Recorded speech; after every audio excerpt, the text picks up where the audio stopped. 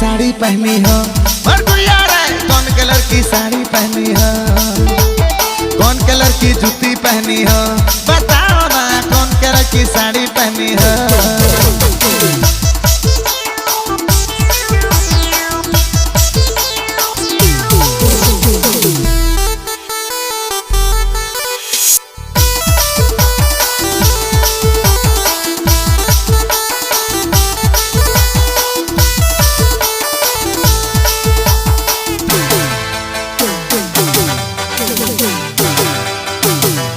हर नया नया साल मेरे नया है व्यापार, स्टोरी लगा लगा के कहना आई एम सिंगल।